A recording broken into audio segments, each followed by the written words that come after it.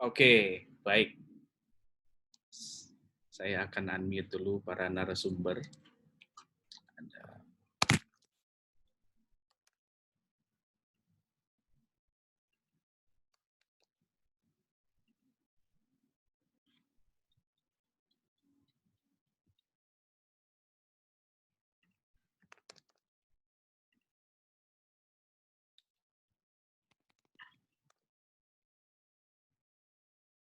Oke.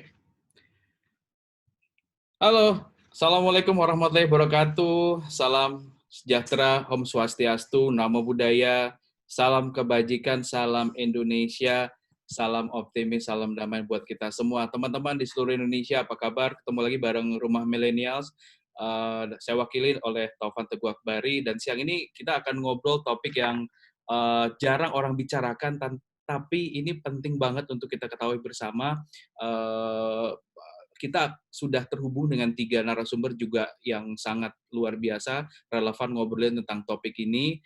Yang pertama, saya akan ngobrol-ngobrol dengan ketiga sahabat saya, ya, dan ketiganya orang Indonesia, walaupun kelihatan ada bule-bule sedikit, tapi saya yakin bahwa narasumber kita yang satu ini asli orang Indonesia, ya. Baik, teman-teman, semoga yang mendengarkan diskusi kita pada siang hari ini diberikan kesehatan, ya, diberikan kesabaran, dan kita tetap optimis kita bisa keluar dari pandemi COVID ini secepat mungkin, ya. Dan saya izin Mbak Mira, Mbak Silke, dan Mbak Karin, Kak Karin, ya, untuk sharing screen, ya, memperkenalkan para narasumber. Sebelumnya ini saya akan sharing screen dulu sebentar. Iya. Nah, judul kita hari ini adalah The Importance of Cultural Intelligence and How to Develop It. Bahasa Indonesianya adalah pentingnya memiliki kecerdasan budaya dan bagaimana cara mengembangkan kecerdasan budaya sendiri. Nah, jadi buat teman-teman yang belum tahu apa sih yang namanya cultural intelligence, seberapa penting, seberapa impactful, seberapa signifikan dengan kondisi sekarang, kita bahas tuntas sama ketiga narasumber kita pada siang hari ini. Tapi saya minta izin kurang lebih 5-10 menit akan memberikan introduction tentang topik kita hari ini, jadi nanti kita diskusinya langsung mengalir. Nah, tadi seperti yang saya bilang bahwa cultural intelligence itu kecerdasan budaya, ya. Dan seperti kita tahu saat ini, ya, we live in the globalization. Globalisasinya mulai dari alat transportasi, perdagangan, kreativitas, pariwisata, ya, keberagaman budaya, mindset, dan toleransi. We live in a very global world, in the flat world, seperti yang kita tahu sekarang. Dan kalau di selanjutnya, di sini saya ngumpulin banyak bahan, ya, bahwa kalau kita bicara konteks industri sekarang, pemimpin dan karyawan perusahaan dituntut untuk dapat lebih memahami sikap terbuka menerima perbedaan budaya. Nah, kemampuan inilah yang disebut dengan kecerdasan budaya. Kayak misalkan global corporation kayak IBM, Nike, Lufthansa, mereka percaya bahwa kecerdasan budaya ini adalah perekat yang dapat menciptakan hubungan yang lebih harmonis. Ya, apalagi kita terkenal bangsa Indonesia itu Bhinneka Tunggal Ika, saling menghormati perbedaan, sehingga tidak cukup aja tuh kecerdasan IQ, EQ, ada namanya cultural intelligence. Nah, jadi kita yang bahas yang ini yang menjadi topik kita pada hari ini gitu. Dan kecerdasan budaya manfaatnya itu banyak banget, sampai pengelolaan SDM, gaya kepemimpinan, sampai efektivitas komunikasi. Dan di sini dari sekian banyak kekayaan budaya Indonesia, ya, cultural intelligence berarti ini menjadi terampil, fleksibel, ya, tentang pemahaman budaya. Nah, jadi kita tuh lebih terampil dan tepat ketika kita berinteraksi dengan orang dari budaya lain. Kita nggak ngerasa selalu inferior, atau mungkin ngerasa terancam kalau ada orang yang berbeda, lalu kita mengkotak-kotakan diri kita yang jadinya konflik, dan itu akhirnya akan ngefek kemana-mana, karirnya nggak berkembang, teman-teman nggak bisa punya teman banyak, kemampuan komunikasi juga terbatas. Jadi banyak hal yang kita bicarakan dari cultural intelligence ini. Dan seperti yang kita tahu bahwa setiap bangsa atau suku memuat dirinya seperangkat nilai-nilai yang akan mengarahkan mereka dalam pergaulan global yang seperti kita rasakan saat ini. Salah-salah dikit aja kita mengidentifikasi budaya mereka, ya, itu akibatnya banyak sekali. Makanya kita akan bahas tuntas hari ini. Atau orang sering nyebutnya dengan culture shock, ya. Culture shock itu adalah gegar budaya, kaget, ya bahwa ternyata orang-orang di luar budaya kita tuh dalam melihat budaya, berperilaku, berpikir itu berbeda loh ternyata. Nah, buat mereka yang nggak siap dan mengerti dan mengantisipasi hal ini pasti akan stres, ya terutama di tempat kerja atau di lingkungan yang skupnya lebih kecil atau lebih luas. Nah, bahkan Kemendikbud ya saat ini juga luar biasa mendukung keberagaman Indonesia, keberagaman suku, agama, budaya, anugerah Tuhan yang tidak ternilai. Dan Indonesia adalah salah satu negara yang paling kaya kalau kita bicara keberagaman suku, agama, dan budaya. Jadi penting nih buat teman-teman sekarang ya, memahami kompetensi dalam hal multikultural sama intrakultural untuk mencegah kesalahpahaman atau class culture. Kita nih bangsa Indonesia besar banget, mudah sekali dibenturkan. Nah, kalau teman-teman itu melek budaya, ya punya cultural intelligence pasti nggak gampang dibenturkan. Nah, di sini saya ambil dari Forbes ya tadi malam bahwa yang namanya untuk sukses dalam dunia global itu butuh yang namanya emotional intelligence, ya kecerdasan emosi, tapi ternyata kecerdasan emosi aja nggak cukup, harus didampingi sama yang namanya kecerdasan budaya. Ya, jadi kita akan ngobrol tentang hal ini. Dan bahkan ada satu posisi baru di perusahaan ya, namanya Chief Culture Officer atau memang orang yang bertanggung jawab bertugas untuk menjaga harmonisasi interaksi antara karyawan. Ini ada salah satu buku yang saya ambil dari Grant McCracken ya.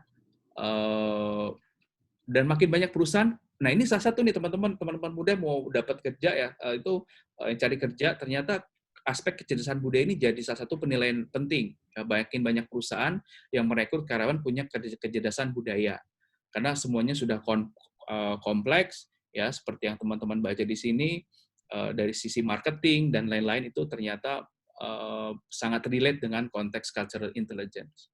Sedikit lagi dari saya, bahkan di sini dibilang ya dari Forbes juga, successful global leadership is all about people, ya, and their ability to positively influence followers on any culture. Kegagalan perusahaan hasil merger mencapai kinerja tinggi ternyata banyak disebabkan oleh diremehkannya faktor budaya. Orang tuh nggak bisa kolaborasi karena faktor budaya. Jadi aset berharga dalam organisasi menghadapi krisis. So, kita akan ngobrol dengan narasumber yang pertama namanya Karina Surya atau mungkin panggilannya Kai ya. Ini sahabat saya juga udah lama bareng Mira. Kai ini adalah seorang professional broadcaster terutama di radio. Karin saat ini bekerja sebagai atau berprofesi sebagai penyiar radio di Mustang FM, presenter ya, MC juga ya, penari juga ya, dan saat ini branding dari Karin adalah as a culture consultant. Jadi ke depan itu Karin, insya Allah ya kita doakan bersama 3-5 years ke depan akan menjadi intercultural specialist ya, dan ini dibutuhkan sama banyak industri. Dan memang anak diplomat Karin ini pindah dari satu negara ke negara lain, jadi sangat kaya kekayaan perbedaan how she faced the differences in culture ya. Jadi nanti teman-teman bisa tanya-tanya. Dan yang luar biasa Karin ini adalah ketua Persatuan Rugby di Indonesia. Jadi olahraga rugby di Indonesia tuh untuk perempuan tuh Karin yang head ya, pemimpinnya ya. Jadi you can imagine how strong she is gitu. Dan yang terakhir Deputy Chair one of the Women's Advisory Committee in Asia Rugby ya. Something with rugby and sports. You also talk to Karin. And the second one is also my very good friend ya, Kak Mira Fitria Zakaria. Kak Mira, saya akan sharing CV-nya juga luar biasa. Saya akan sharing CV-nya Kak Mira karena panjang, jadi saya nggak taruh di slide ya. Saya nanti khusus untuk sharing CV-nya. Mana CV-nya Kak Mira nih? Oke. Jadi katanya tak kenal maka tak sayang. Ini biar sayang kita harus kenalin ya. Oke, ini sebentar nih kita akan sharing CV. Oke, ini dia, ini CV-nya ya. Baik. Oke, Kak Mira, multilingual communication professional with 10 years experience in corporate communication in the context of international cooperation work and virtual collaboration. Jadi bekerja di perusahaan Jerman saat ini dari 2015 sampai saat ini kurang lebih sudah 5 tahun. Jadi bahasa Jermannya sangat amat fasih dan sudah bekerja dengan orang-orang yang berbeda budaya sudah hampir 10 tahun lebih. Lulusan LSPR Jakarta, lalu juga lulusan S2 LSPR Jakarta, pernah tinggal di Austria, di Vienna tahun 99 sampai 2004. Dan untuk komunitas saat ini Kak Mira itu Executive Director dari Polyglot Indonesia yang merupakan komunitas yang isinya adalah orang-orang yang memiliki kekayaan bahasa, ya, orang-orang yang bisa bahasa lebih dari 3 atau 5 bahasa di dunia. Ya, mungkin bahasa Sunda termasuk dari situ. Dan bagian dari Waseli Women Leadership Academy dan Abang dan Noni Jakarta juga, dan aktif nulis juga. Pokoknya luar biasa, ya. Dan yang selanjutnya, yang terakhir, yang ini asli Indonesia ini, ya. Asli Indonesia itu sepertinya rambutnya Mbak Silke di chat, ya. Oke, apa yang terakhir, proudly present my new friends, ya. Itu ada Mbak Silke, ya. Mohon maaf Mbak Silke, ini spellingnya belakangnya kalau biar nggak salah sebutnya gimana ya? Silke. Silke Ilmshan. Tapi memang susah sekali ya. Sebaiknya pakai Silke saja. Oke, sebagai pakai Silke, Mbak gitu. Silke, oke. Iya. Mbak Silke ini asli Jawa. Jawa dan sudah tinggal di Indonesia 20 tahun, guys, ya. Dan anak dari 2 bicultural and quadrilingual girls. Waduh, apa nih istilahnya, ya. Dan wife of an orang Jawa. Jadi suaminya orang Jawa, ya. Jadi buat teman-teman nih yang ngerasa sekarang jomblo, ya, nanti bisa mungkin Mbak Silke kenalin teman-teman di Jerman untuk teman-teman di Indonesia, ya. Ini bercanda, ya. Dan tentunya luar biasa, Mbak Silke ini punya pengalaman interculture yang sangat kaya. Since cultural exchange has shaped her life so much, and as psychologist loves to deal with humans and their mindset, and sekarang profesinya sebagai psikolog, ya Mbak, ya, juga psikolog, ya. Intercultural trainer Psychologist and psychologist, dan sudah menjadi trainer dan coach sejak 2012. Nah, sekarang saya langsung ngobrol aja. Ini kan kita ngobrol-ngobrol nih untuk Karin, are you there? Yes, I'm here. Nggak kedengaran suara. Dari tadi diem ya? Ya, dari tadi diem aja. Nih ada Kak Karin. Oke, maybe you can share your thoughts. I mean, like, you live in several countries and face menghadapi banyak perbedaan budaya, lalu hingga akhirnya memutuskan mau menjadi seorang intercultural specialist, gitu. Dalam artian, emang dalam untuk orang awam, ya, emang seberapa urgensinya sih lo mau pilih profesi jadi spesialis di bidang intercultural? Maksudnya seberapa pentingkah, seberapa importantkah, gitu? Mungkin you can share dan say hi to our friends sekarang. Silakan. Hai. Sebelum sharing, hai dulu semuanya. Terima kasih udah join di sesi hari ini bareng Rumah Millennials. It's good to be back karena kebetulan aku juga sama Rumah Millennials very closely affiliated. And kali ini tapi something fresh.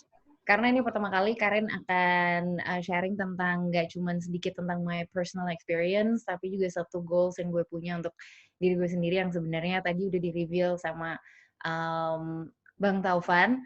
Kalau I have a very, very big dream to become a cultural specialist, terus di intercultural specialist. Ditanya kenapa?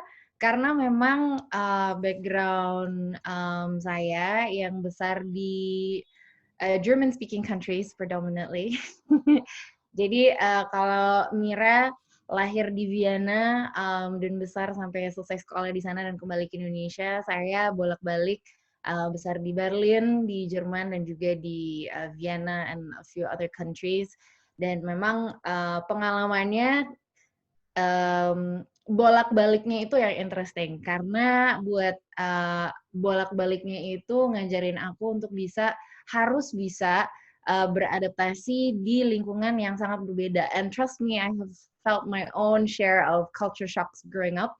Karena budaya di rumah dan budaya di luar rumah itu selalu berbeda. Meskipun kita tinggal di Indonesia, atau kita tinggal di Jerman, atau kita tinggal di Austria. Jadi, it's always been about, about adaptation. Dan sebenarnya jujur, kayak I didn't notice how important it was sampai kerja sekarang sebagai profesional, bertemu juga dengan banyak, bekerja juga dengan di multicultural environments, mau itu di organisasi atau pekerjaan sehari-hari sebagai announcer DJ yang harus interview orang-orang dan berinteraksi langsung dengan orang-orang yang dari budaya berbeda. Dan di situ silver lining-nya baru kelihatan. So I found out that my journey means something. Dan karena semua perjalanan dan interaksi selama gue besar itu, akhirnya silver lining-nya adalah the intercultural experience and how I can help other people develop it. Pertama, notice-nya itu karena pas gue lagi interview sama, let's say, satu orang artis internasional gitu kan. I started noticing that it is a lot easier buat Karin, lebih mudah rasanya untuk bisa masuk ke dalam ruangan dan berinteraksi langsung tanpa ada barrier gitu kan. Nah, aku lihat banyak penyiar yang menginterview artis yang sama atau artis yang beda-beda gitu juga tidak merasakan hal yang sama gitu kan. Jadi sebenarnya apa sih yang udah saya dapetin nih dan apa sih kelebihan apa sih yang gue punya ini yang bisa I break down into skills and I can share with other people. Karena setelah dilihat waktu gue bekerja juga dalam di kantoran, dealing with different cultures affects a lot of professional decision making when it comes to business environments, dan apalagi kalau udah bertemu langsung untuk negosiasi, untuk berdialog. Nah, itu tadi kan juga udah sempat disinggung kalau cultural intelligence itu sangat penting, dan this cultural intelligence will be your savior, dan ini yang akan membedakan dialog, negosiasi, sukses efektif atau enggak dengan orang yang background-nya berbeda. Itu apakah teman-teman punya cultural fluidity or not gitu. Ada yang memang instinctively udah lebih, kita mau bilang empatis atau lebih terbuka, open-minded-nya, dan insya Allah semakin kesini generasi Indonesia juga akan tumbuh lebih open-minded. Tapi it's always good to know where you're at. Dan ternyata kan sekarang cultural intelligence ini menjadi sebuah skill yang measurable, yang ada quotient-nya. Jadi kan tadi ada IQ, ada EQ, ada CQ sekarang. And it's always good to know where you stand. Siapa tahu teman-teman juga jadi penasaran dan pengen mendalami lebih lagi gimana sih caranya bisa menjadi bisa mengembangin cultural intelligence-nya masing-masing. So for me, that's my introduction. Jadi seberapa pentingnya sebenarnya punya cultural intelligence skill ini, dan kenapa why I decide to go on this path is through all of my experience, I experienced that it is very important to have cultural intelligence, dan itu akan sangat membantu, apalagi kalau kita semua pengen banget nih bisa bisa bekerja di lingkungan yang internasional, lingkungan yang diverse, kita ingin berinteraksi sekarang dengan banyak orang dari cultural background yang berbeda sama kita sebenarnya udah sehari-hari seperti itu gitu loh. So, to make it more effective, mulainya dari sini gitu. Alright, that's a very good start and insight yang memang jujur ide ini datangnya dari Karin. Ya, diskusi kita kali dari Karin karena memang pengen tahu seberapa melek sih teman-teman ini tentang kecerdasan budaya, dan buat teman-teman mungkin yang baru tahu juga tentang seberapa pentingnya culture intelligence ini bisa ada tesnya dan ada keluar, ada skornya gitu. Bahkan di beberapa perusahaan saat ini, baik di Indonesia ataupun di luar, itu salah satu tes masuk kerjanya itu adalah di culture intelligence test. Jadi kalau dirasa teman-teman nih pola pikirnya ke kanan banget atau kiri banget, and you cannot accept the openness and the differences, itu akan jadi pertimbangan, dan itu ada hitungannya ya. So ini menarik sekali tadi menyambut apa yang Karin sampaikan. Selanjutnya saya lanjut ke Kak Mira. Kak Mira, okay, I will open your mic. Wait. Bentar. Apakah sudah bisa? Sebentar ya. Ini sudah. Oke, good. Sudah dengeran kah? Sudah, jelas. Clear. Silakan. Oke. Ya. Kak Mira, I mean like you live millennials. Yes. You live in a very diverse environment ya. Lingkungan yang beda, dan dari dulu juga dibesarkan dengan culture yang berbeda-beda ya, bekerja juga di lingkungan yang bukan lingkungan orang Indonesia.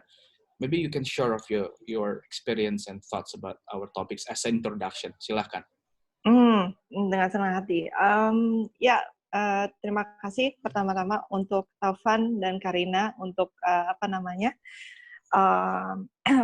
kick off topik ini karena ini sangat menarik. Tentunya karena yang tadi udah sempat disampaikan sama Taufan, topik ini sangat menjadi topik like my life topic in some ways, karena ya mulai dari lahir ada di tempat lain, kemudian taunya seperti tadi Karina berada di rumah dengan budaya Indonesia, kemudian kalau misalnya kita ada di luar dari rumah adanya bukan budaya yang sama gitu. And kayaknya selama masa di Austria dulu, saya cuma mengenal punyanya saya, jadi budaya yang saya kenal sama yang yang penduduk sana gitu ya, orang lain. Tapi kok kayaknya nggak match. Maksudnya match-nya dalam arti kalau misalnya pandangan dari luarnya saya itu oke, saya mau jadi seperti teman-teman yang lain. Kalau misalnya kita lihat dari ya teenager atau anak-anak gitu yang misalnya masih baru sekolah, tentunya kita pengen more or less sama seperti orang lain lah gitu, sama seperti teman-teman yang ada di sekolah. Tapi kok kayaknya kita nggak pernah bisa jadi orang Austria sesungguhnya. Itu sempat menjadi salah satu hal yang aku sempat kepikiran, lah ini kenapa ya.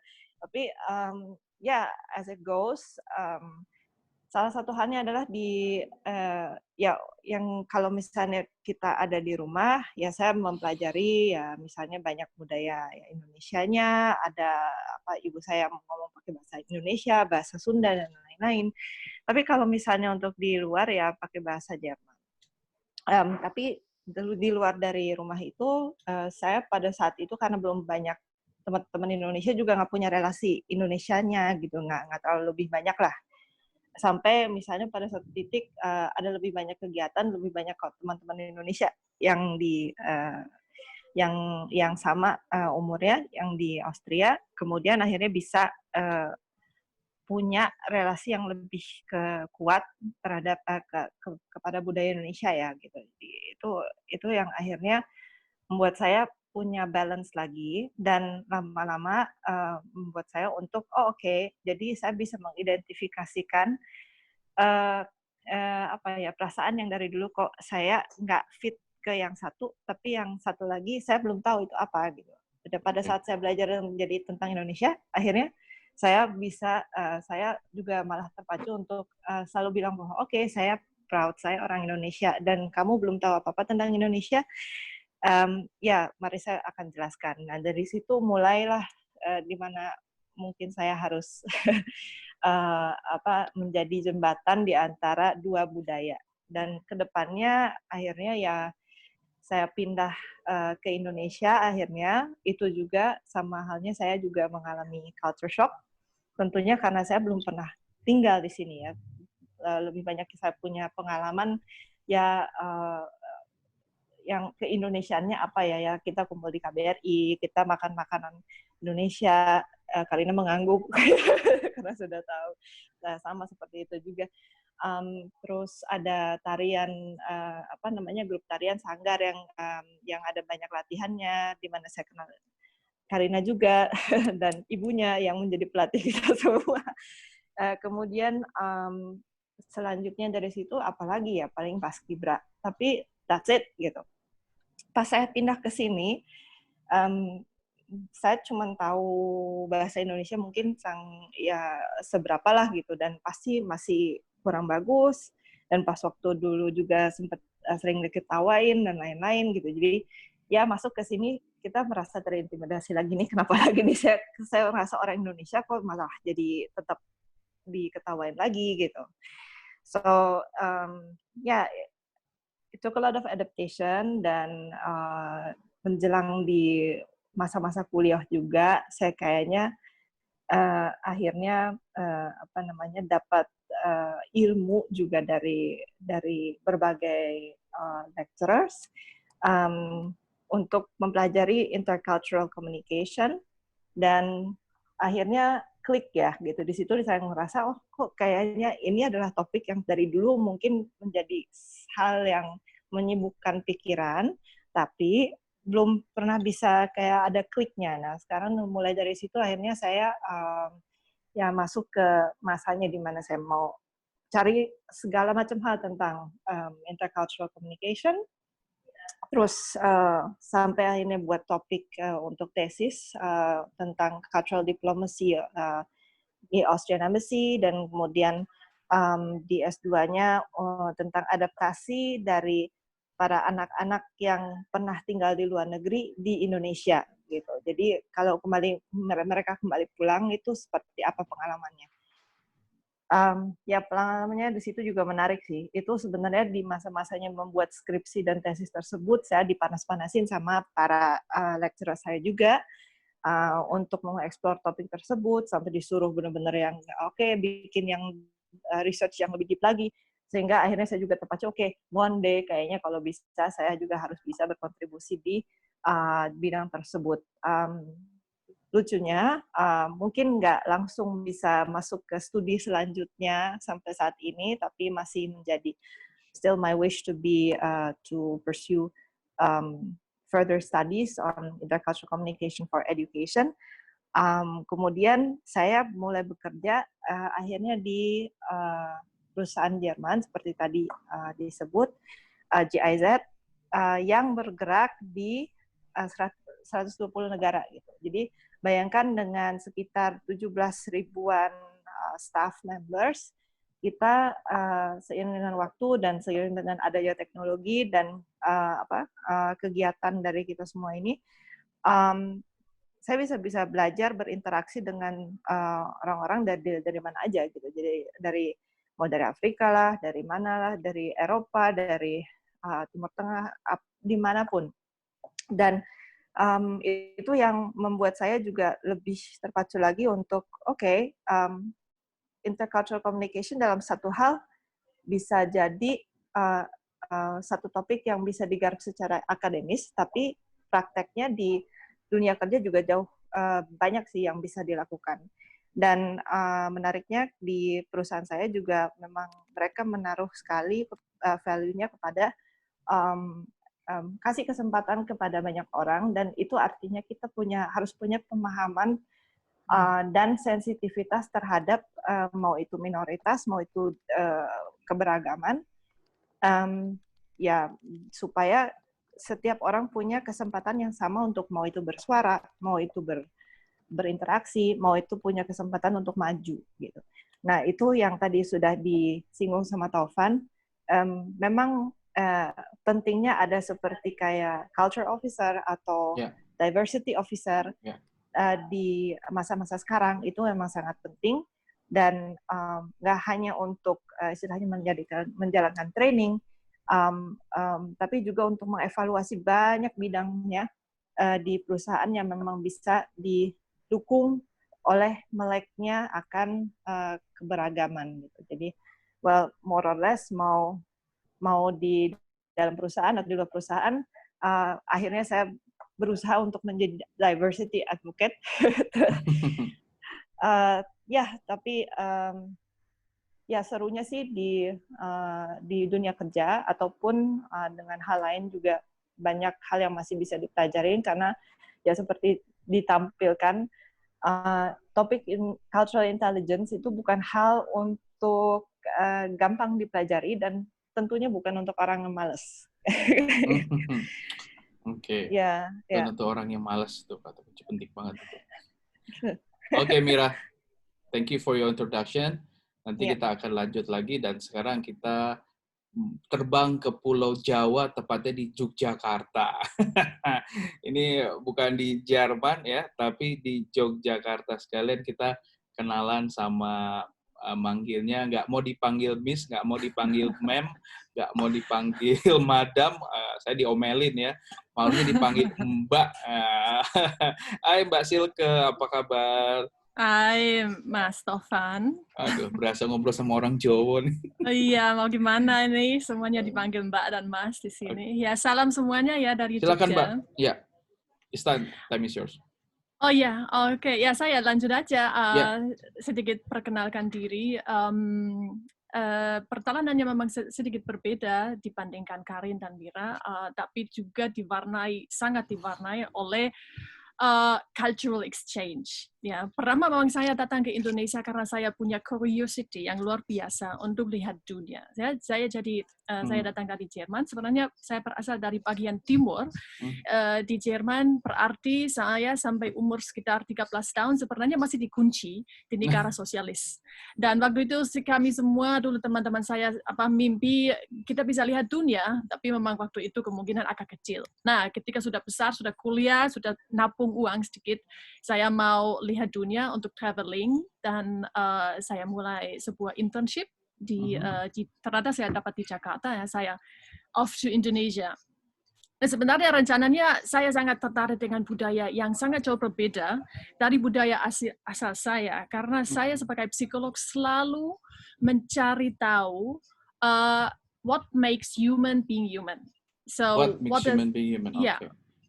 Dan saya pikir mungkin kalau saya lihat human atau orang di budaya lain, itu mungkin saya lebih ngerti ya tentang psikis orang. Nah, kenapa kita bersikap dengan cara yang tertentu, kenapa kita pikir dengan cara tertentu, nah gitu. Dan saya harap itu saya belajar itu di Indonesia atau di Asia. Saya bisa bilang at this point I can say I think I got to know that, but let's talk about that later.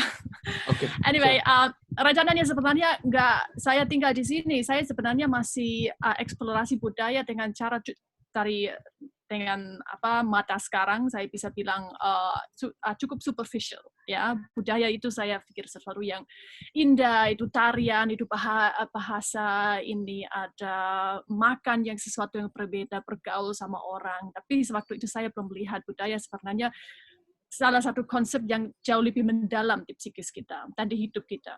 Yep. Dan pada awalnya saya sangat enjoy banget. Ya, saya jalan-jalan di Indonesia, saya jadi backpacker, saya ketemu banyak orang, saya lihat Sumatera, Jawa, Sulawesi, Bali, dan semuanya asik-asik aja. Ya. Cuman masalahnya sebenarnya saya mau pulang lagi, tapi ternyata hati saya dicuri oleh seseorang. Itu seru tuh. Itu mungkin bisa diceritain kenapa tiba-tiba bisa nikah sama orang Jawa.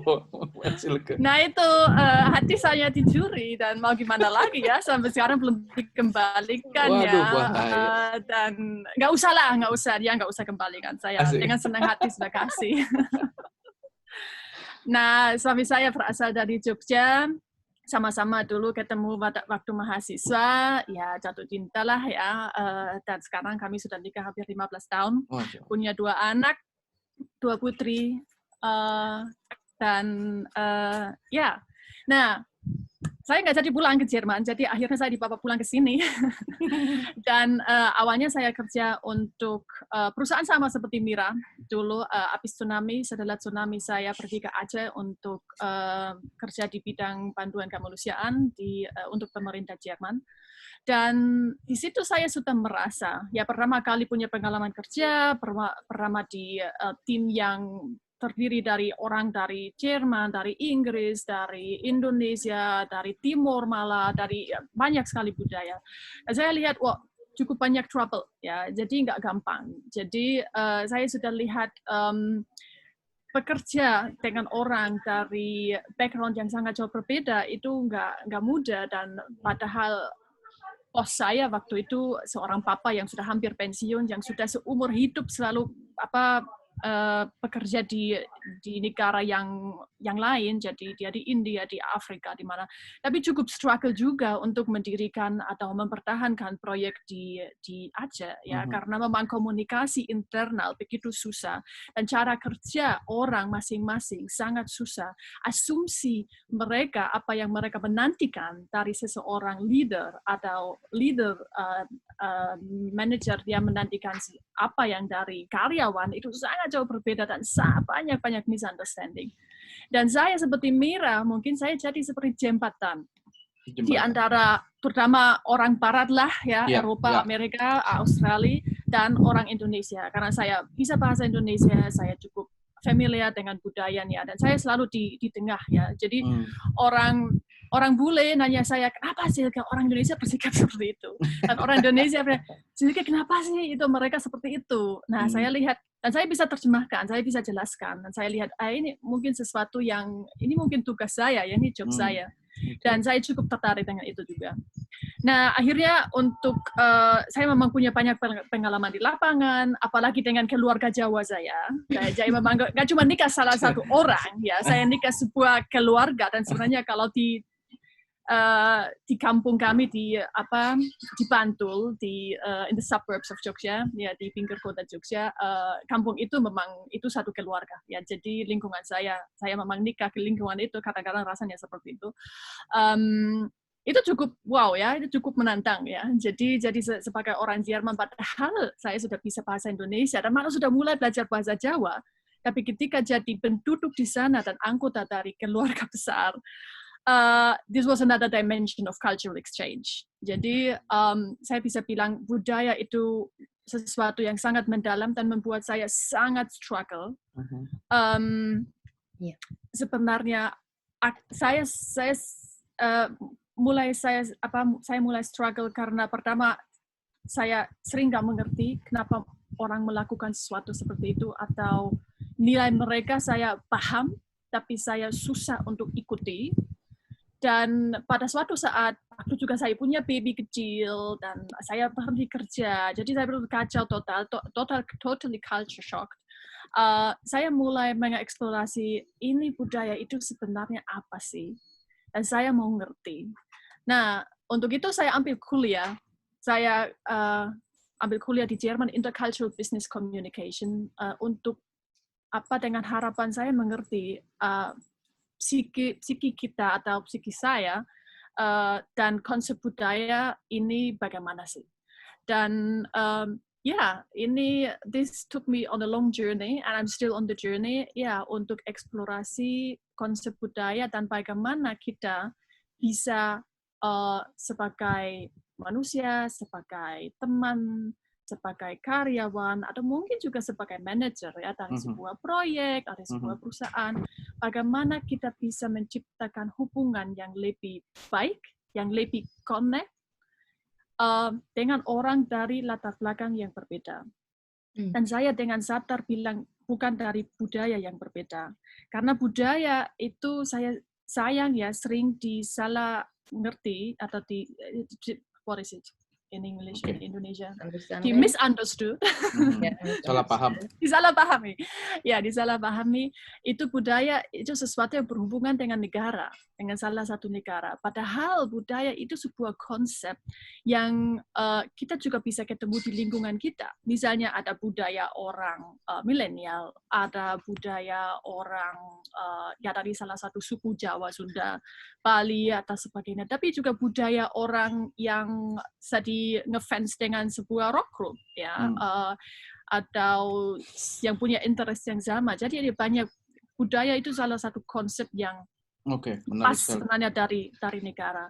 Nah, dan kalau kita ngomongin background, kita bisa connect lebih baik ke orang dari background yang berbeda. Nah, itu menurut saya konsep budaya dan konsep cultural intelligence mulai menarik, karena kalau begitu kita seharusnya semua perlu mengembangkannya untuk bisa membuat atau bisa membangun hubungan yang baik untuk hidup pribadi kita, untuk kerjaan, atau hubungan yang juga ya sama orang yang ya join us on our way through life, ya, whatever you want to do professionally, personally. Jadi untuk connect ini sangat penting.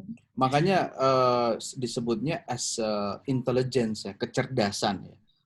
Kenapa cultural itu disebut juga sebagai kecerdasan, as intelligence? Why? Before abis pertanyaan ini kita langsung ke pertanyaan teman-teman. Ini udah rame yang nanya, luar biasa. Mungkin sebelum kita masuk ke pertanyaan, Mbak Silke bisa ngejelasin kenapa cultural intelligence it's become an intelligence. Culturalnya tuh harus jadi budaya harus jadi satu kecerdasan yang diasah gitu. Why? Kenapa? Nah, itu semuanya mulai dengan pandangan kamu yang ada di otak kamu, in your mind. Jadi menurut saya cultural intelligence mulai dari kita sendiri. Sebelum kita bisa mengerti orang lain, kita harus mengerti diri kita sendiri. Kita harus menjadi self-aware. Dan itu mungkin bisa jadi kadang-kadang nggak nyaman ya kita bertanya, kenapa kita bersikap seperti ini? Kenapa kita anggap ini benar? Kenapa ini kita anggap, oh orang itu salah. Contohnya, contoh saya sangat suka. Tadi ada Indonesia Raya kan, sebelum kita mulai sesi ini. Dan saya sangat paham saya bisa lihat dengan mata Indonesia itu sesuatu yang sangat menyenangkan dan sangat dihargai ya, kita sebagai orang Indonesia menyanyi Indonesia Raya dan menghargai negara kita dengan cara seperti ini. As a German, no way. Never. I mean, I can't even sing it. Saya nggak malah hafal teksnya, ya, karena orang Jerman nggak menyanyi lagu raya, lagu nasional, dan orang Jerman punya konsep nasionalisme yang menurut saya sedikit terganggu. Ya, we have a dark past. Yeah, maybe you've heard about history and Nazi time and everything. And bilang bahwa kamu jadi bangga jadi seorang Jerman, kamu itu artinya di Jerman sering sekali kamu seorang Nazi. Dan kamu benci semua orang selain orang Jerman. Nah, itu hati-hati ya. Makanya itu we have an ambivalent relationship with our national pride.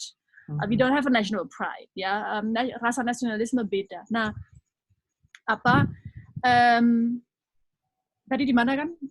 Contohnya Indonesia Raya. Nah, itu sesuatu yang mulai dari kita sendiri. Ketika saya bertanya sebagai orang Jerman, kenapa kamu nggak mau menyanyi lagu raya Indonesia, lagu raya Jerman? Atau kenapa kamu nggak bisa? Saya harus saya harus membuka konsep budaya saya. Kenapa ya saya nggak mau? Itu mungkin cerita apa yang kepercayaan berhubungan dengan rasa nasionalisme saya. Apa yang terjadi, apa yang dibilang sama orang tua, sama kakek nenek, apa yang saya belajar di sekolah, apa yang saya dapat dari pengetahuan umum masyarakat atau negara saya yang membuat saya berpikir seperti ini. Ini refleksi diri untuk menjadi lebih self-aware, yang kalau kamu mau jadi cultural intelligent, yang kamu harus melakukan terus-menerus. Dan itu jadi juga nggak nyaman karena kadang-kadang kamu ketemu beberapa nilai atau beberapa kepercayaan yang inner beliefs that you don't want to change. Yeah. Yang kalau ada seseorang yang mempertanyakan itu, membuat kamu goyang di hidup. Atau jadi marah. Ya, atau jadi tersinggung. Itu sering. Dan cultural intelligence maksudnya kamu mampu untuk melakukan refleksi diri itu, dan kamu bisa lihat itu juga in another light, from a different perspective. Empathy. And it's in your mind. Empathy di situ juga berarti. Ya? It's empathy with yourself, but it's a lot of self-awareness. And jadi menanya kenapa aku seperti ini, kenapa aku pikir seperti ini, kenapa, dan kenapa orang lain beda. Itu mulai dari situ. Makanya itu sesuatu intelligence, itu kamu melakukan itu dengan otak kamu. Kita mindful ya. Okay. Thank you so much, Mbak Silke, penjelasan untuk introduction-nya. Nah, mungkin biar kita ngalir nih, ada lumayan banyak pertanyaan yang kita bisa jawab satu persatu, atau mungkin Mbak Karin dan Mira boleh sambil scroll down, sambil mau milih mau jawab yang mana dulu. Kalau dilihat dari urutannya, ini ada dari Septian ya. Septian ini dari Surabaya ya. Apakah kita akan sangat merugi jika kita hanya punya satu budaya? Bukankah budaya Indonesia itu budaya yang tertutup dan lebih membuka diri dengan budayanya sendiri untuk diperkenalkan sebagai budaya global? Jujur saya pertanyaannya bingung nih, ambigu nih. Mungkin I think I understand what it means. Oke, silakan. Mungkin nah itu karena dia di bawahnya ada lanjutannya. Pengalaman terburuk dunia saat Perang Dunia menurut saya ada pada budaya, bagaimana pengembangan. Nah, mungkin Karin atau Mira, silakan, mau siapa dulu yang menjawab? Okay, I can try. Sure. Sebenarnya kayak yang Silke bilang tadi, budaya itu punya misconception bahwa budaya itu selalu dilihat sebagai satu budaya sebuah negara. Nah, kalau kita dilihat kan, kalau Indonesia budayanya aja udah beratus-ratus ribuan, gitu. Beribuan budaya di Indonesia. Dan kalau kita mulai dari diri kita sendiri, berarti budaya itu setiap orang mempunyai budaya yang berbeda-beda. And even now, karena kita terekspos dengan sosial media, karena kita terekspos dengan karena kita udah terekspos dengan all kinds of information yang mungkin dulu bapak ibu kita atau kakek nenek kita belum punya akses yang kita sekarang punya.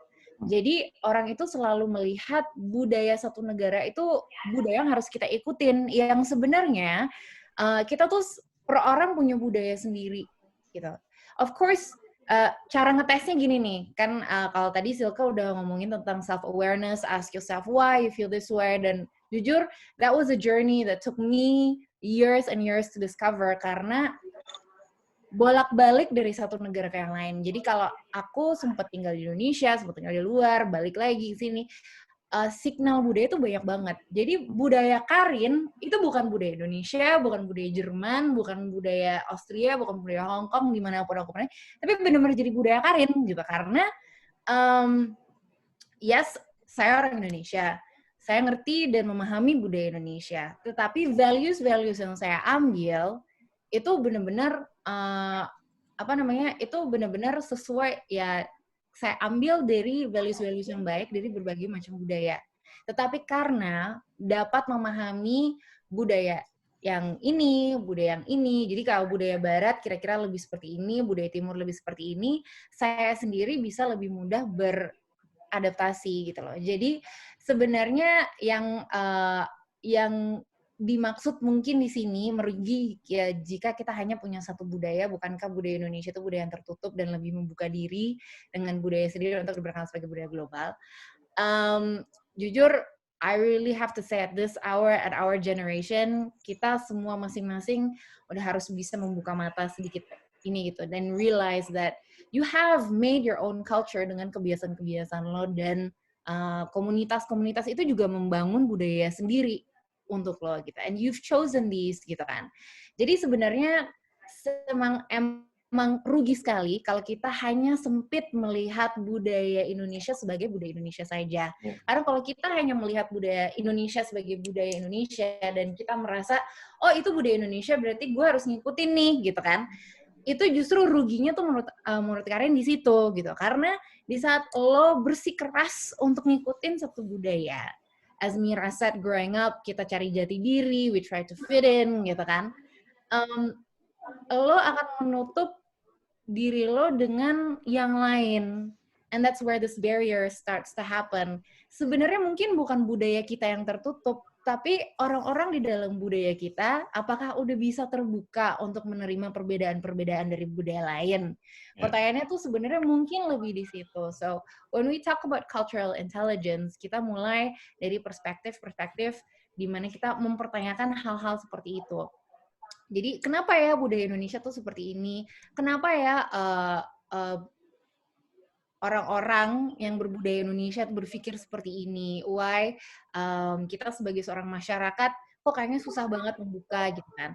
Of course, there's history matters. Then I think Zilke technically understands this a little bit more. Kalau the scars of a generation heals, takes a couple of decades to heal gitu. Dan kenapa kita sebagai orang Indonesia kadang-kadang suka canggung gitu kan di saat kita bertemu dengan budaya Barat.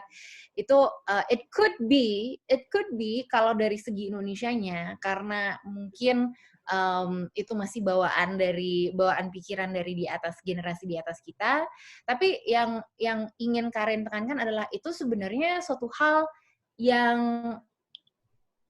bisa kita ubah mindset-nya gitu loh. Karena kalau Karin aja bisa memilih budaya Karin sendiri, maksudnya gini nih, gue datang ke Indonesia nggak diterima di Indonesia, di luar juga belum tentu gue diterima gitu. So I have no choice, but I have to make peace with my own identity, dan nggak bisa ngikutin yang lain karena di Indonesia gue nggak diterima, di luar gue juga nggak diterima. Jadi gimana dong, gitu kan? If you don't want to feel lost, you have to be able to open up yourself, and that is the most difficult part. Karena untuk bisa menerima kalau pikiran orang itu beda-beda, budaya orang beda-beda, having that empathy, I think is the first biggest challenge of your self-awareness gitu.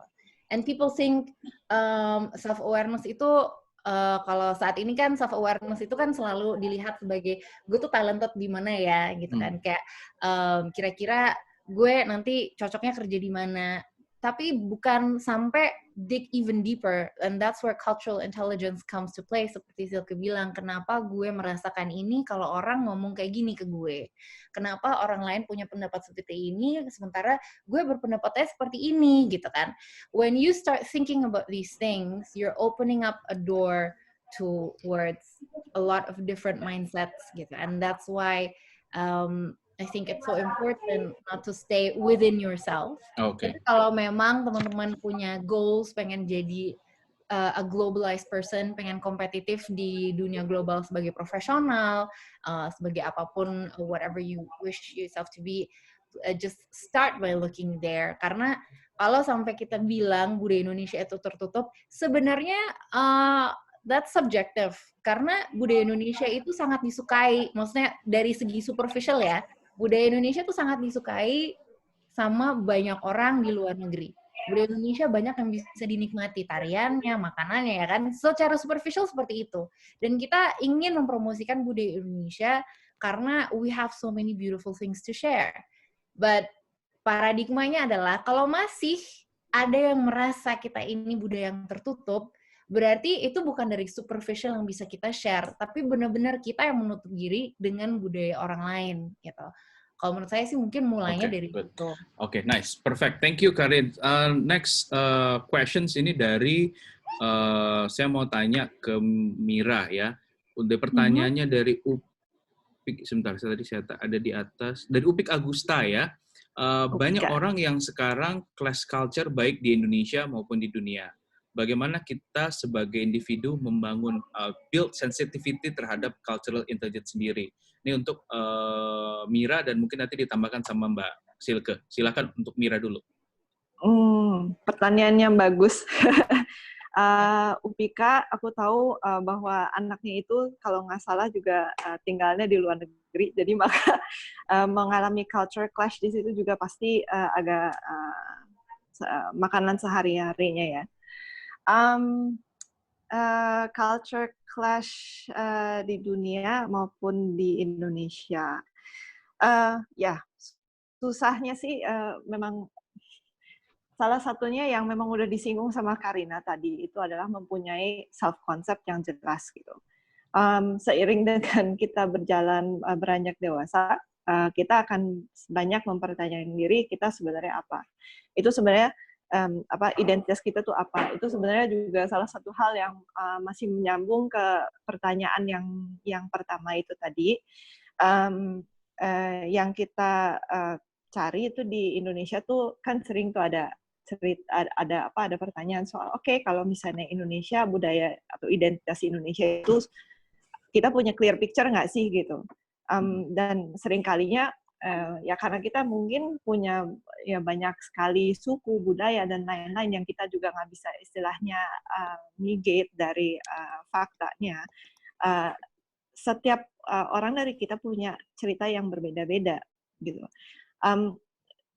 Dan dengan kita bisa benar-benar merealisasi, saya misalnya contoh, saya memang ada keturunan dari budaya Sunda, ada keturunan dari budaya Minang, kemudian saya terpapar oleh budaya dari Austria lama gitu, kemudian saya tinggal di Jakarta, Indonesianya yang saya tahu itu Jakarta misalnya.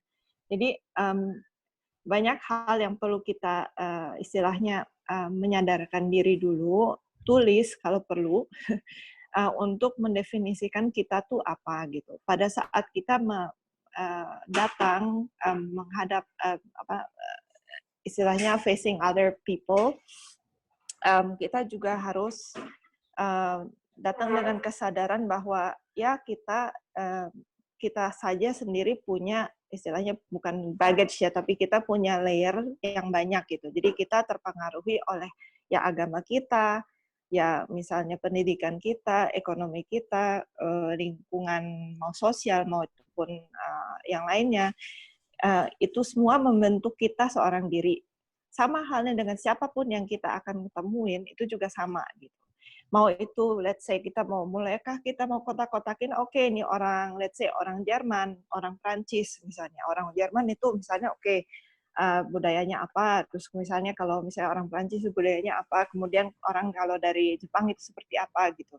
Ya, untuk pertama-tamanya kita kan tahu ya stereotipe yang kayak begitu. Oke, Jepang, I don't know what good food, they are very neat, and then for example Germans are very on time, and I don't know kalau misalnya untuk budaya kita sendiri misalnya, oh ya Padang itu pintar dagang lah atau apa kayak gitu.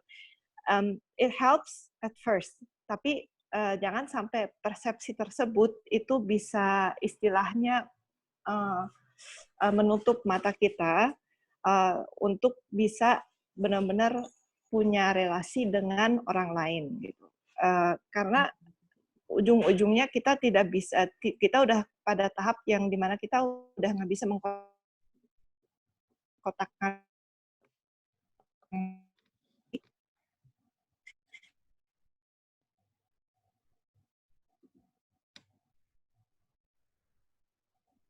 yang itu hasil Sudirman ini yang nggak bisa kita 100% kan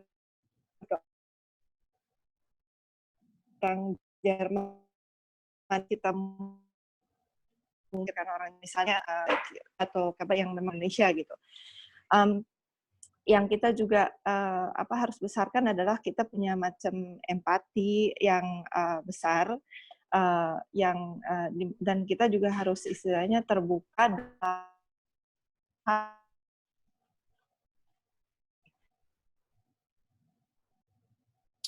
Mira, halo. Halo, Mira. Your voice is lost. Halo.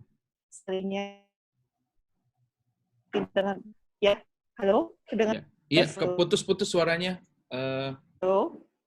Ya, halo. Udah. Ya, udah. Oke, udah. Silakan. Halo. Ya, udah. Silakan lanjut. Oke, good. Jelas one. Jadi saya sendiri sih sebenarnya pengamatan saya ngelihat banyak orang kalau di Indonesia itu pada saat kita misalnya ketemu terus kita ngobrol, sering kalinya yang kita akan cari pada saat ngobrol itu, oh kita senang kalau misalnya ada yang punya kesamaan sama kita gitu. Jadi ngobrolnya enak, ngobrolnya nyambung gitu ya. Ngobrolnya, wah terus langsung asik, bisa langsung bersahabat dan lain-lain. Karena kita kan di Indonesia ya sangat open, social and everything. Pada saat kita ketemu sama orang lain, apakah bisa sama atau enggak, itu satu. Yang kedua, we look for commonalities, tapi kalau misalnya kita ketemu sama sesuatu yang enggak sama kita, ada yang mungkin mempertanyakannya, atau kalau misalnya kita kelamaan berada di satu budaya atau misalnya di satu grup dengan orang-orang yang misalnya beda dengan, let's say nggak usah dengan budaya ya, misalnya beda dengan interest kita lama-lama akan melipir kan gitu, kayak this is not my, I don't relate to that person. Yeah.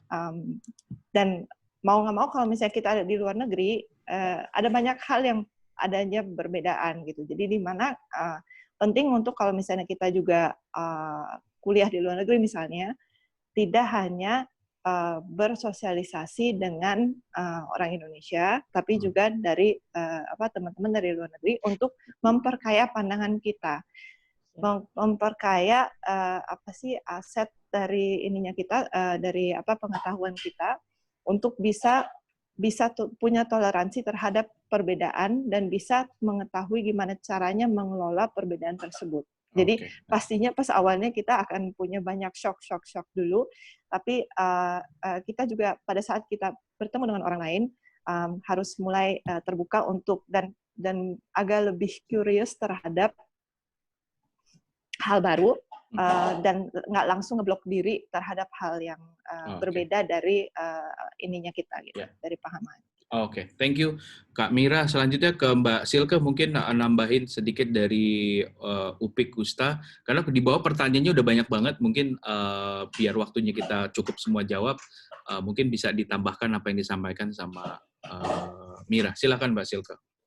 Oke, ini pertanyaan masih ya, Masih bagaimana upik, kita ya. sebagai individu untuk membangun sensitivitas terhadap cultural intelligence sendiri.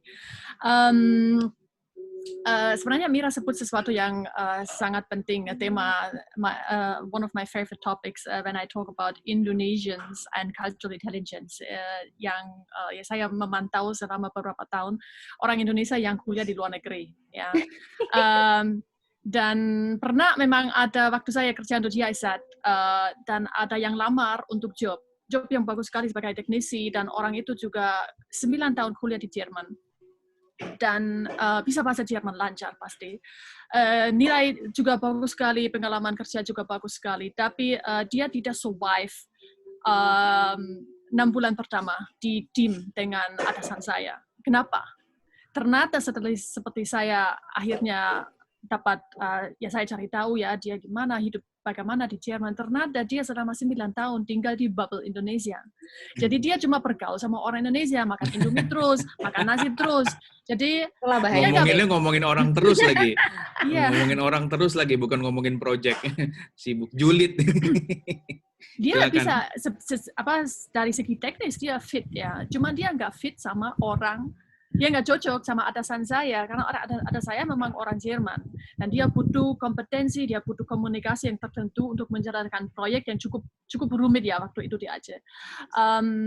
Dan akhirnya dia memutuskan saya nggak bisa kerja sama orang itu, karena dia terlalu Indonesia untuk job itu.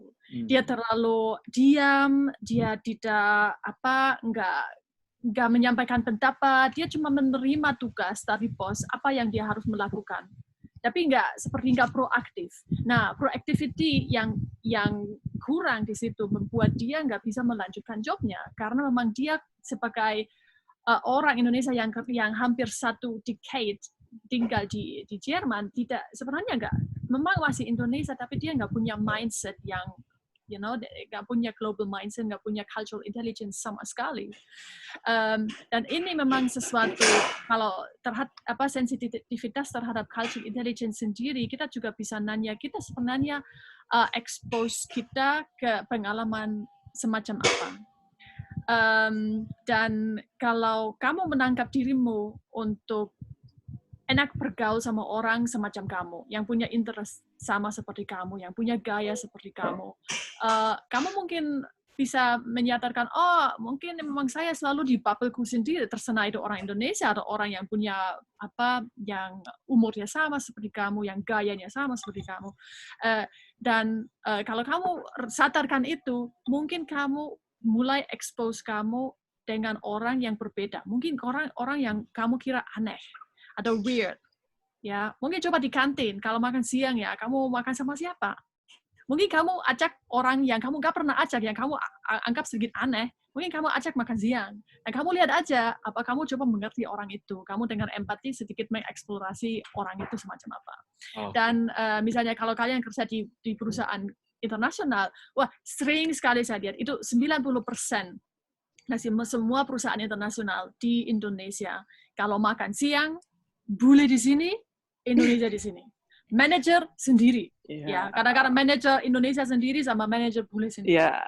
Kenapa? Ya. Nah, ini cocok nih Mbak Silke dengan pertanyaan yang selanjutnya dari Eva ya. Apakah pengaruh perbedaan budaya tempat kerja, misalnya ekspat dan Indonesia, dan juga orang yang beda suku. Nanti habis pertanyaan ini langsung saya minta tolong kalian jawab pertanyaannya Yogi dari Bengkulu terkait dengan pemuda dan paradigma berpikir masyarakat. Silakan Mbak Silke dulu Mbak menjawab pertanyaan dari Eva. Silakan. Oh ya, Eva. Oh ya, sangat ya. Sangat besar pengaruhnya perbedaan budaya di tempat kerja. Dan ini mulai dari komunikasi. Ya, komunikasi orang Indonesia sama orang Barat lah sangat jauh berbeda. Juga cara kerja seperti example tadi ya, bagaimana kita memproses salah satu tugas. Apakah kita memproses agak dengan mandiri, dengan cari tahu sendiri, atau kita mungkin menantikan guidance dari seorang manajer. Itu juga beda. Ya. Saya lihat di perusahaan internasional di Indonesia memang seperti itu. Ada banyak asumsi yang orang membuat berbasis konsep budaya mereka. Jadi misalnya saya sebagai orang Indonesia, karyawan banyak sekali menantikan dari manajer untuk dapat guidance untuk bagaimana mereka harus melakukan sebuah job. Yeah. Ini biasa di Indonesia, sangat biasa. Budaya itu sesuatu yang normal untuk kita. Jadi ini normal di Indonesia, nggak usah dipertanyakan. Itu asumsi, this is common sense. Common sense di negara bule lah, di Eropa adalah manajer kasih job sama kamu, tapi nanti sebenarnya bagaimana kamu melakukan job itu terserah kamu. Itu menurut saya kamu punya keahlian cukup, jadi silakan kamu go your way, make it like you do the job as you like to do, dan seperti itu. Jadi itu perbedaan asumsi dan itu sering sekali tidak sadar.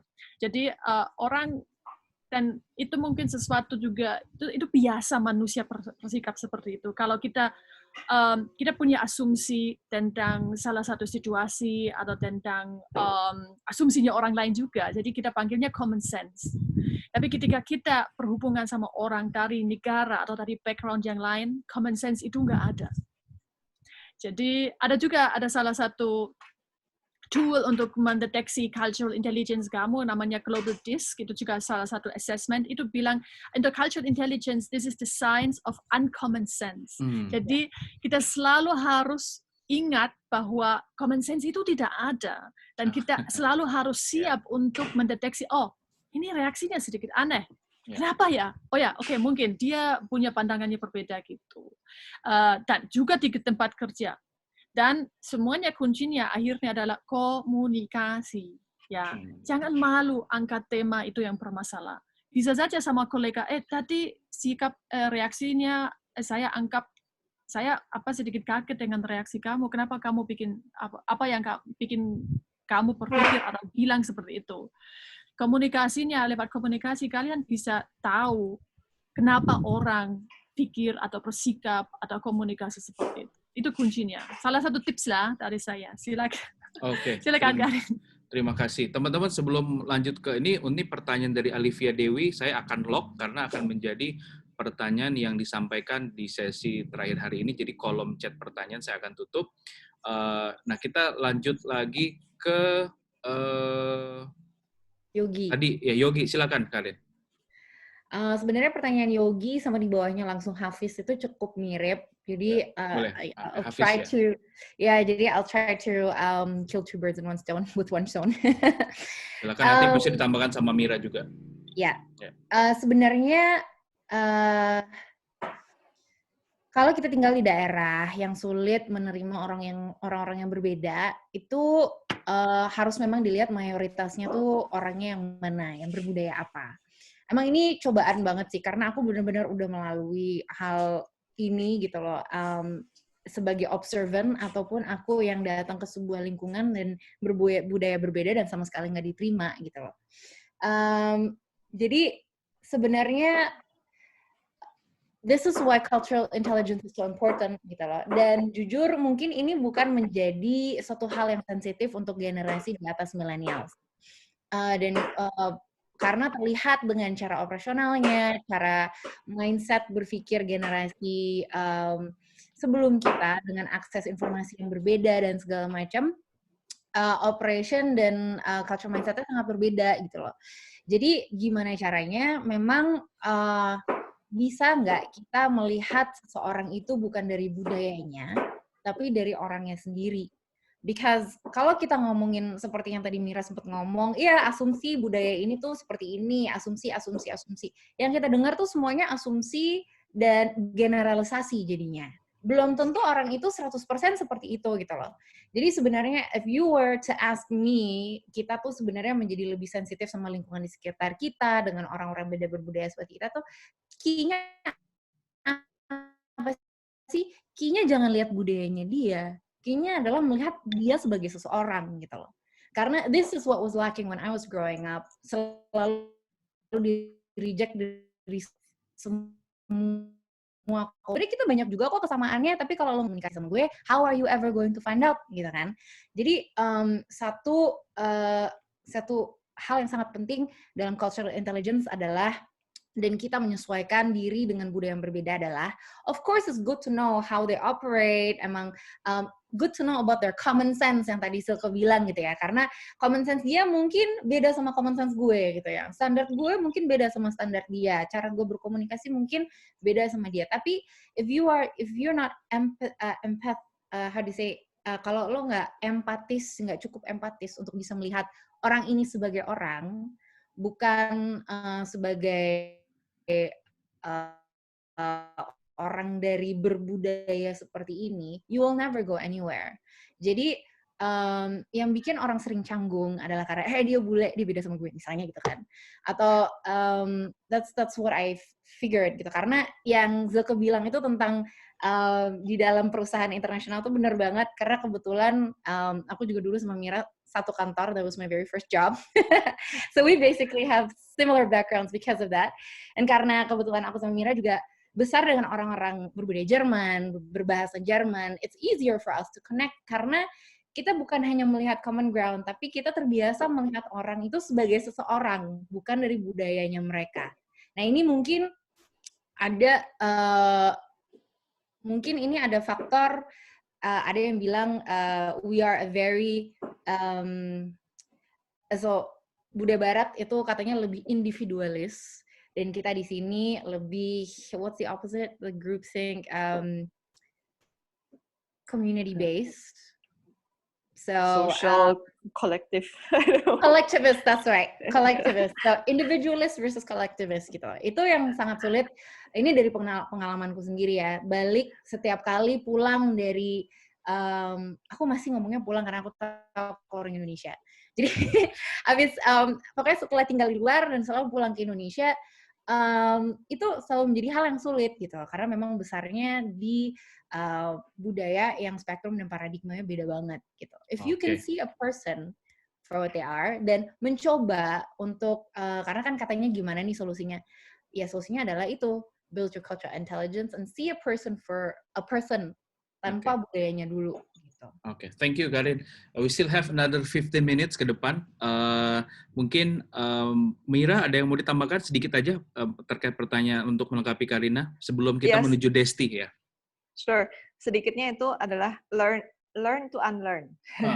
Itu sebenarnya bukan hal hanya untuk cultural intelligence, tapi kan untuk cara bekerja zaman sekarang, apalagi untuk millennials, di mana setting dari dunia pekerjaan itu sangat cepat, semuanya berubah.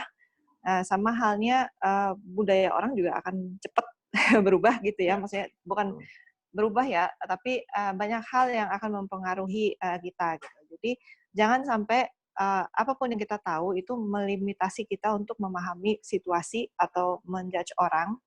Bahkan itu yang bisa menimbulkan kesalahpahaman lagi gitu. Jadi everything you learn just unlearn, sama aja kayak menjadi anak kecil lagi aja gitu kan. Anak kecil juga nggak punya istilahnya, kayak masih pure mind gitu. Terus oh kamu siapa, ya udah kita kenalan gitu kan, terus ya udah you don't have any prejudgment gitu. Pastinya dengan kita dewasa ya lebih banyak pengetahuan yang kita gunakan sebagai filter, tapi sadarkan untuk mengurangi filter itu, dicabut semua sebelum kita berusaha berkomunikasi dengan orang yang kita belum pernah temui. Gitu. Oke. Nah ini pertanyaan dari Desti nih, mungkin kita semua pernah menghadapi dan face the situation ya.